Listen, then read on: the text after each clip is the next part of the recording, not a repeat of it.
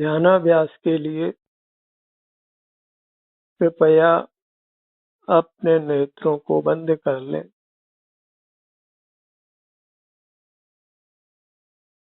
और अपना ध्यान अपने शरीर पर ले आए।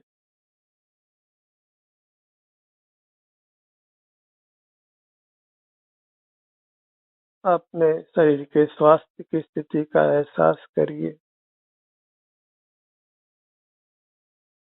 अपने सिर से पैरों तक जो भी आराम या वेदना की स्थिति है, उसका समभाव से, प्रसन्न चित्त से अनुभव करिए।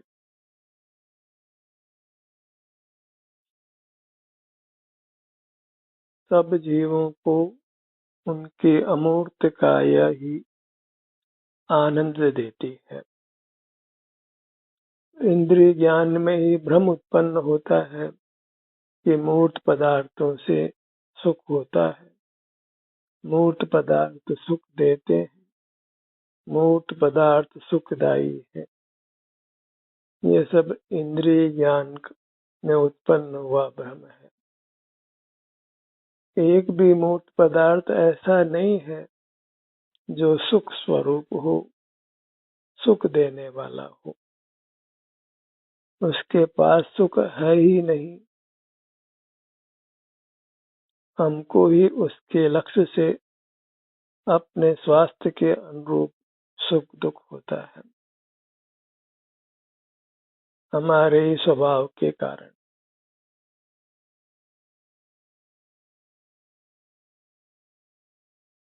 जीव को उसकी अमूर्त काया ही परमात्मा है, आनंद आता है। उसको उसी के समक्ष रहना चाहिए। यदि वह आनंद को भोगना चाहता है, परमात्मा जैसा अनुपम असीम आनंद सदाकाल अपने सन्मुख रहने से कर्म का क्षय होने के उपरांत सर्वांग आनंद की अनुभूति होती है, जो अवर्णनीय है, जिसको वचनों से कहा नहीं जा सकता है, जिसकी उपमा लोक में नहीं है। जो अनुभव करता है वही उस सुख को वेदता है।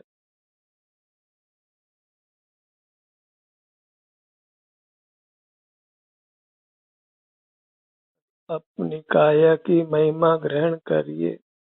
आपका कर्तव्य इतना ही है। अपनी काया का आदर करिए, उसका ही सेवन करिए, उसी में लीन रहिए। जो अपने काया में लीन हो गया वह परमात्मा हो गया, परमानंद को पा गया। एक भी अपवाद नहीं है।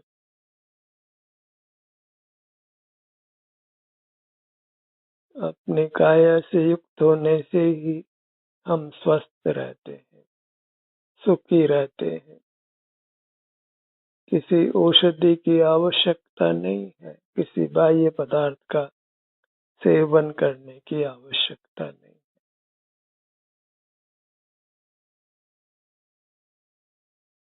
हमें पूरे यत्न से अपने सन्मुख रहना है। इंद्रियां होने पर भी इंद्रियों का उपयोग नहीं करना है। इंद्रियातीत जीना है, क्योंकि हम इंद्रिय ज्ञान के कारण ही धोखा खाते हैं, भ्रमित होते हैं। पदार्थ सहज ही सुहावने असुहावने लगते हैं, उनके प्रति राग द्वेष होता है। वह राग द्वेष ही सर्व दुखों का कारण। न किसी से राग करना है, न किसी से द्वेष करना है, और इसके लिए अंतर्मुख रहना है। क्योंकि बहिर्मुखता में तो राग अथवा द्वेष की उत्पत्ति अवश्य होती है। बहिर्मुखता में वीतराग रहना असंभव है और राग का होना, द्वेष का होना अवश्यंभावी है।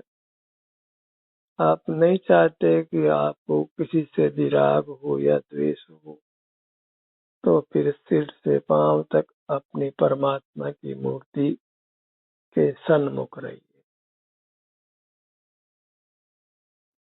यही परमात्म दर्शन है। अपने को देखना ही परमात्मा को देखना है।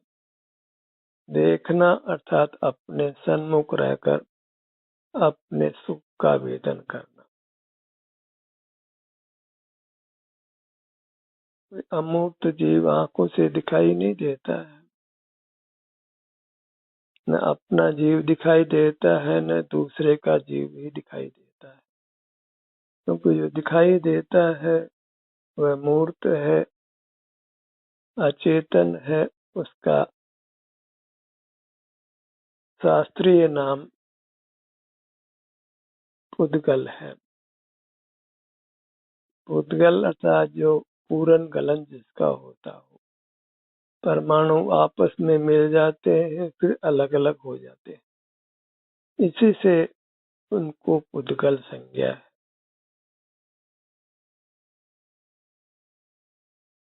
और इन पुद्गलों के परस्पर मिलने और बिछुड़ने से ही नाना प्रकार की रचनाएं होती रहती और जीव उनको देख जानकर भ्रमित होता रहता है, संसार में दुख भोगता रहता है। मूर्त पदार्थों का देखना जानना बंद रखकर, क्योंकि वही वास्तविक चिद विकार है जिससे जीव नाना दुखों को भोगता है। अपना ध्यान अपने पर रखिए। बाहर का मूर्त पदार्थों का जानना ज्ञान है और अपना अनुभव करना ध्यान है। इस प्रकार ज्ञान और ध्यान में महान अंतर है। ज्ञान का निरोध करना है और ध्यान को अपनाना है। विषयों का ज्ञान बंद कीजिए और अपना ही ध्यान माने संवेदन कीजिए। जो भी सुख दुख की स्थिति उसका वेदन कर लेना, अनुभव कर लेना संभाव से, वही ध्यान नाम पाता है। वह अपने सन्मुख हो जाना ही ध्यान है। अपने सन्मुख होने से स्वतः ही हमको अपने शारीरिक सुख दुख का वेदन होता है।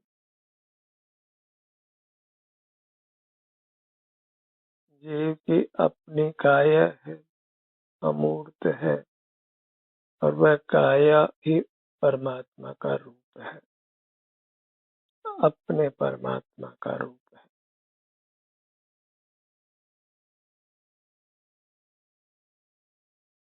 अंतरंग में अपने को लक्ष्य में लेकर के ये अपना विस्तार है, वह परमात्मा का रूप है, ये मान वही एकमात्र अपने को आनंद दाता है।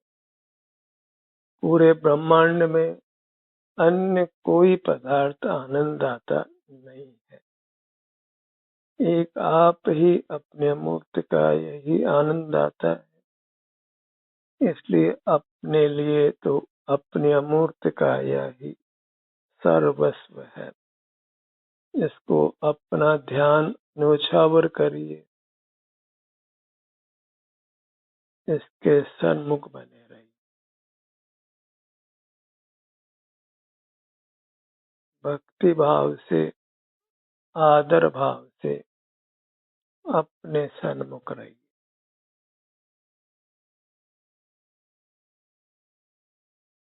जो कुछ आदर देना है अंतर्दृष्टि से अपने को दीजिए।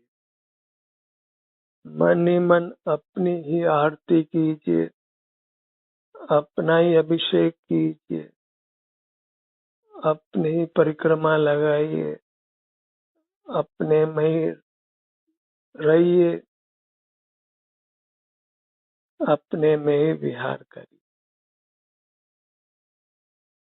सिर से पांव तक यही सिद्ध लोक है, आनंद लोक है। जितनी महिमा आप करें उतनी कम है, क्योंकि यह महिमा विकल्पातीत है, वचनातीत है। इसका मात्र अनुभव किया जा सकता है।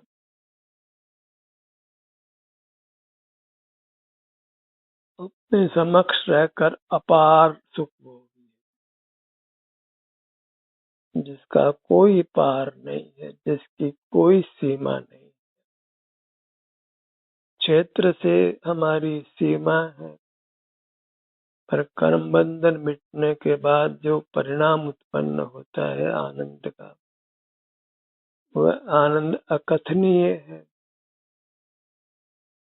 हजार मुंह बनाए तो भी, लाख मुंह बनाए तो भी उस आनंद को वचनों से नहीं कहा जा सकता है।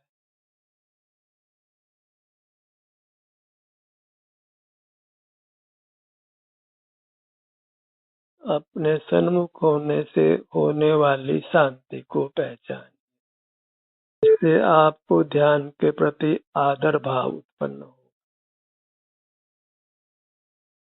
अपनी भक्ति कहो कि ध्यान की भक्ति कहो, उसी से जीव संसार दुखों से मुक्त होता है, परमात्मा बनता है।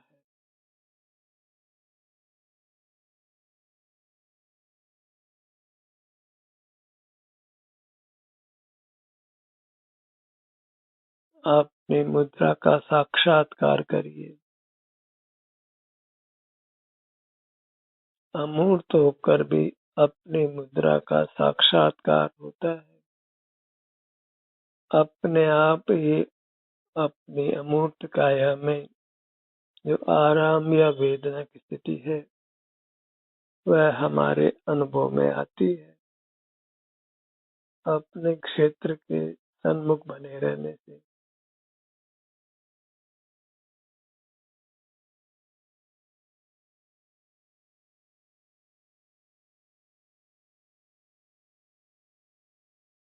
अत्यंत भक्ति के साथ अपने नाम का स्मरण करिए और अपने ध्यान को नाम के वाच्य अपनी अमूर्त काया पर लाइए। आपकी अमूर्त काया का ही नाम आपका नाम है।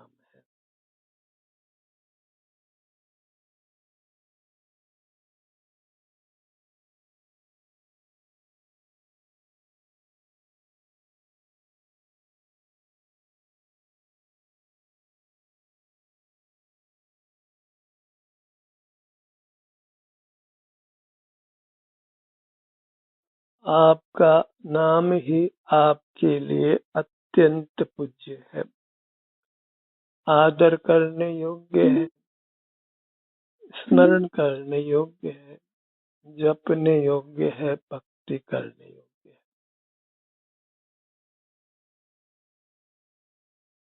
अपने नाम का जो वाच्य आप है, बस उस आप को अनुभव में लीजिए।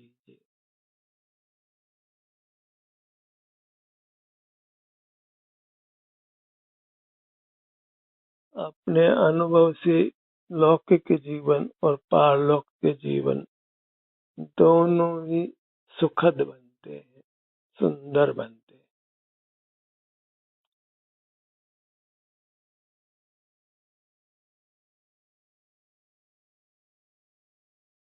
काया स्वस्थ है तो हम सुखी हैं, और काया अस्वस्थ है तो हम दुखी हैं। और काया को स्वस्थ रखने के लिए हमें अपनी काया से ही युक्त रहना है।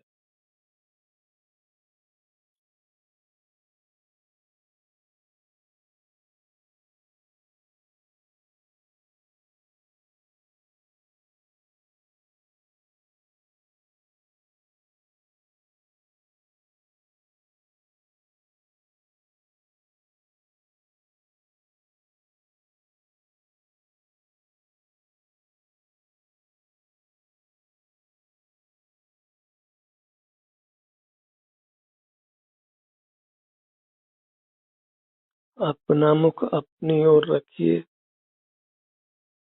अत्यंत गंभीर होकर।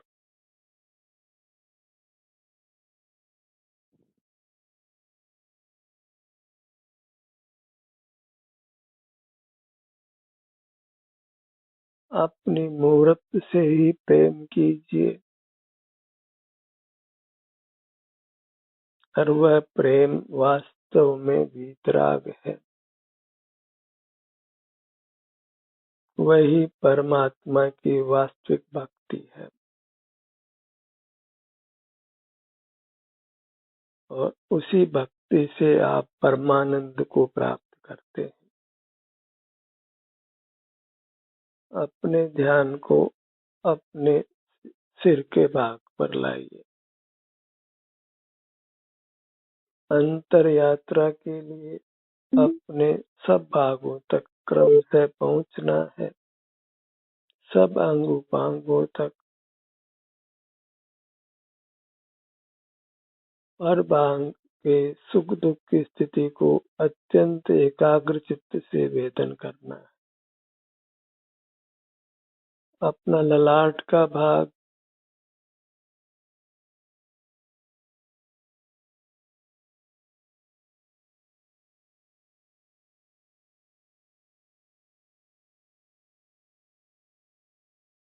किसी भी भाग में आपको स्पष्ट संवेदना नहीं मिल रही हो, तो अपनी हथेली उस भाग पर रखकर उस भाग के सुख दुख की स्थिति को वेदन में ली।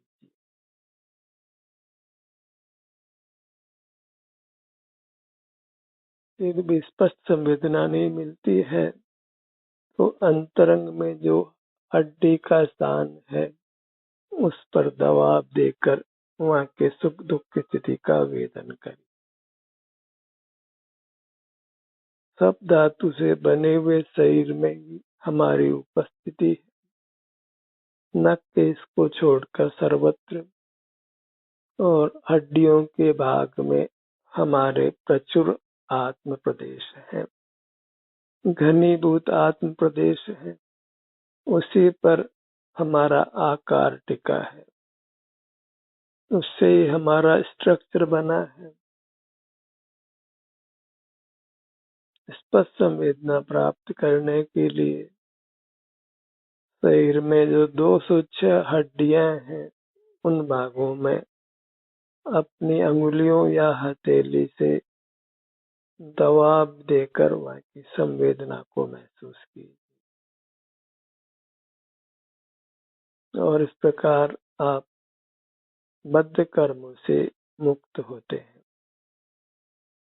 अपनी संवेदना ही अपने कर्मों को नष्ट करती है, बद्ध कर्मों को नष्ट करती है।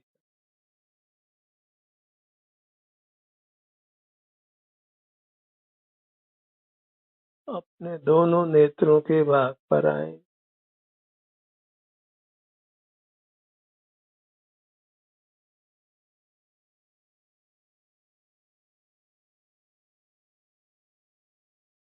अपने सन्मुख रहकर हम बद्ध मूर्त कर्मों को नष्ट कर सर्वांग सुख रूप प्रकट होते हैं।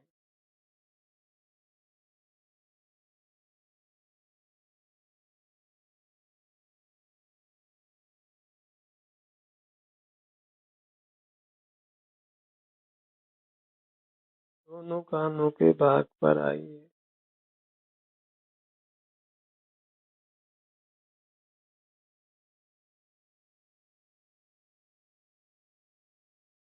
कानों के भाग में भी सूक्ष्म हड्डियां हैं, छोटी हड्डियां हैं, वहाँ भी हमारे घनीभूत आत्म प्रदेश है।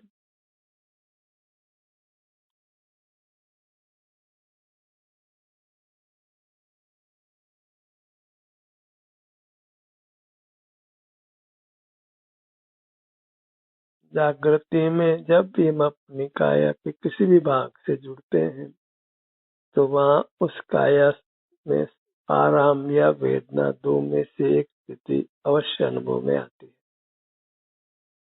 और वह अनुभव ही सुखी होने का मार्ग।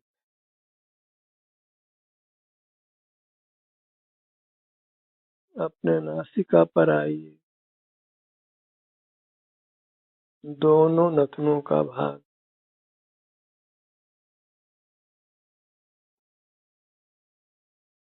नथनों के भीतर की तह पर जो संवेदना है उसको महसूस कीजिए।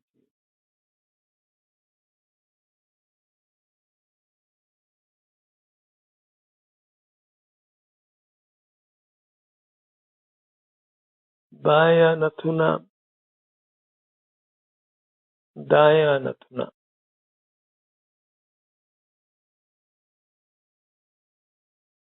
इस प्रकार नासाग्र दृष्टिवंत रहिए और अभ्यंतर में जो अपना अमूर्त शरीर है,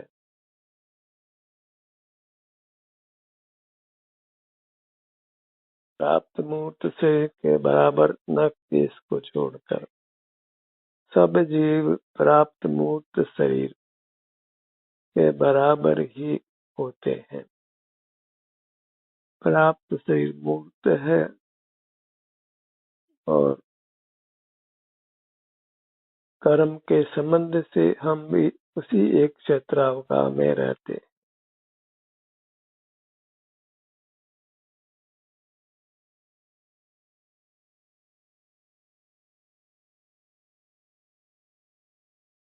अपने दोनों होठों के भाग पर आए। मुख का भाग,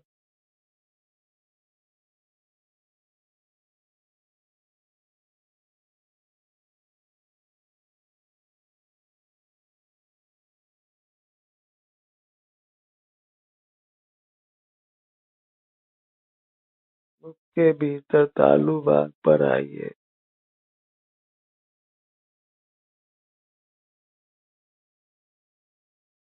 अत्यंत शांति के साथ अपने में बने रहिए। ऐसे वर्तमान में तो हम सुखरूप रहते ही हैं, पर आगामी काल में इससे भी कई गुना समय तक स्वतः सुख का अनुभव करते हैं। कहा भी है, एक समय की कमाई अनंत काल खाए को। जो अपने सन्मुख रहने कर जो हम कर्मों की संधि नष्ट करते हैं, उससे फिर हम अनंत काल तक सुख को भोगते हैं।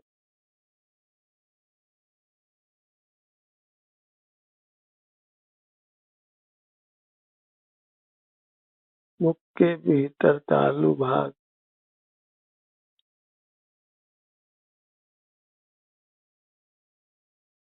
अपने सन्मुख रहकर ही आप आनंद की कमाई करिए। वही वास्तविक लाभ है और वही वास्तव में एक सुख का कारण।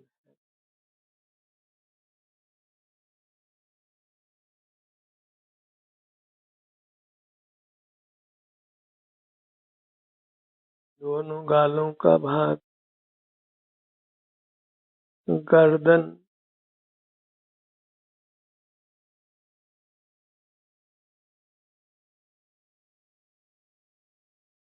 सीना,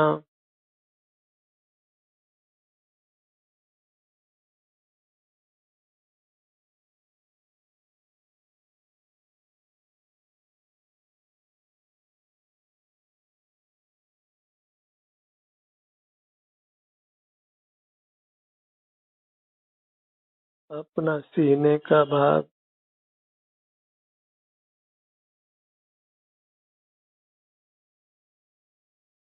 फेफड़ों और हृदय का स्थान,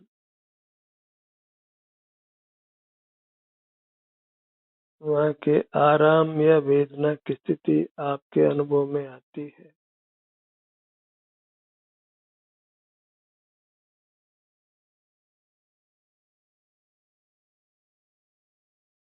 पेट का भाग, नाभि,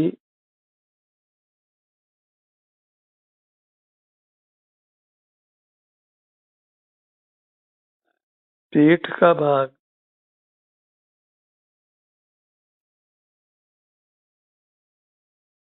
दाहिनी भुजा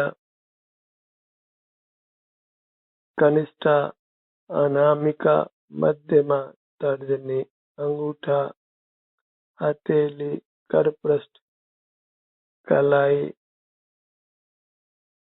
नीचे की भुजा, कोहनी और ऊपर की भुजा।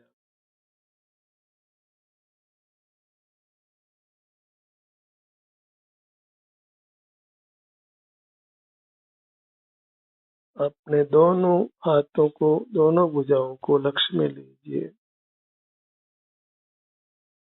इनसे बाहर के काम करने के बजाय इन्हीं का अनुभव वेदन कीजिए।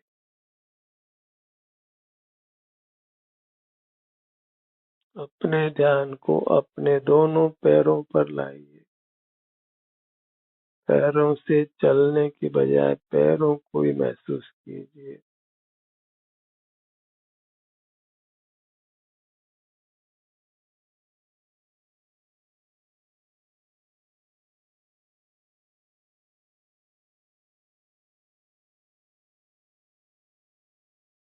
ध्यान का सत्र यहीं समाप्त होता है। आपकी सहभागिता के लिए धन्यवाद।